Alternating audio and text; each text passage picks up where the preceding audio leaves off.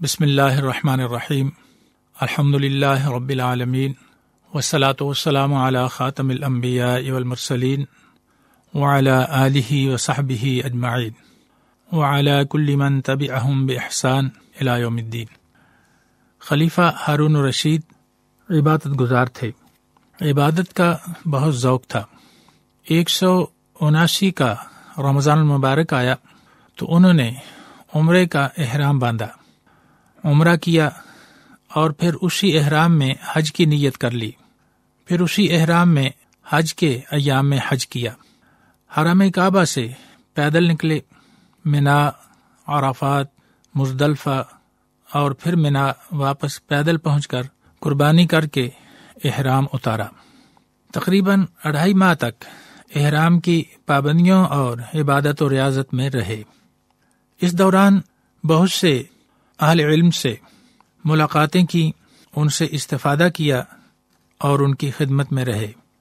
کئی دفعہ ایسا ہوتا کہ خلیفہ ہارون الرشید اللہ تعالیٰ کی محبت سے سرشار ہو کر اور اس کے خوف سے روتے روتے طویل نماز، طویل قیام، طویل رکوع اور سجدے اور ذکر و فکر میں رہتے۔ خلافت کی ذمہ داریوں، جواب دہی، آخرت اور موت کے تذکرے پر زار و قطار روتے، دیر تک روتے رہتے، بہت نڈھال ہو جاتے، بڑی مشکل سے سنبھلتے۔ خلیفہ ہارون الرشید خود بھی بڑے اہل علم تھے اور علم اور اہل علم سے بڑی عقیدت، محبت اور احترام تھا۔ جب انہیں حضرت عبداللہ ابن مبارک رحمہ اللہ کے انتقال کی خبر ملی تو نڈھال ہو گئے۔ حکومت میں شامل ذمہ دار اور دیگر لوگ آپ سے تعزیت کرتے رہے، حوصلے اور صبر کی تلقین کرتے رہے۔ وہ بار بار کہتے کہ حدیث پاک کے بڑے امام، ہمارے اس دور کے بڑی علمی شخصیت حضرت عبداللہ ابن مبارک رحمہ اللہ سے ہم جدا ہو گئے۔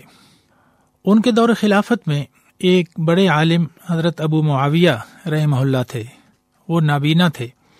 ہارون رشید ان سے بھی بہت استفادہ کرتے اور بڑا اکرام کرتے۔ ایک موقع پر کھانے کے بعد ہارون رشید نے ان کے ہاتھ دھلانے کے لیے پانی کا برتن اٹھایا اور آگے بڑھ کر ان کے ہاتھ دھلانے لگے اور ان سے عرض کیا کہ آپ کے ہاتھ کون دھلا رہا ہے؟ انہوں نے فرمایا کہ یہ تو معلوم نہیں کہ میرے ہاتھ کون دھلا رہا ہے۔ خلیفہ نے اپنا تعارف کراتے ہوئے عرض کیا کہ مجھ ناچیز کو یہ شرف حاصل ہو رہا ہے، اور کہا کہ علم اور علماء بہت ہی قابل قدر اور محترم ہیں۔ خلیفہ نے کہا کہ یہ میرے لیے بڑی سعادت اور بڑا اعزاز ہے کہ آپ کی خدمت کرتے ہوئے آپ کے ہاتھ دھلا رہا ہوں۔ ہارون رشید جا جا کر اہل علم کے پاس ان سے استفادہ بھی کرتے، ان سے نصیحتوں اور رہنمائی کا عرض کرتے اور ان سے دعاؤں کی درخواست کرتے۔ وہ اس کا بھی اہتمام کرتے کہ بڑی تعداد میں علماء ان کے ہاں تشریف رکھتے تھے اور وہ برابر ان سے رہنمائی اور استفادہ کرتے رہتے۔ بغداد دارالخلافہ تھا۔ بغداد ہمیشہ علم اور اہل علم کا مرکز رہا ہے۔ ہارون الرشید اور مامون الرشید کے دور خلافت میں بغداد کے علم اور اہل علم کے مرکز ہونے کے لحاظ سے بہت اضافہ ہوا۔ علم و تحقیق کو بہت فروغ دیا، اس کا بڑا اہتمام کیا، اسے بڑی ترجیح دی اور ساری دنیا نے اس سے فائدہ حاصل کیا۔ یہ سلسلہ طویل عرصے تک رہا اور اس کے اثرات صدیوں تک رہے۔ اللہ رب العالمین ہمیں علم و تحقیق کا ذوق عطا فرمائے اور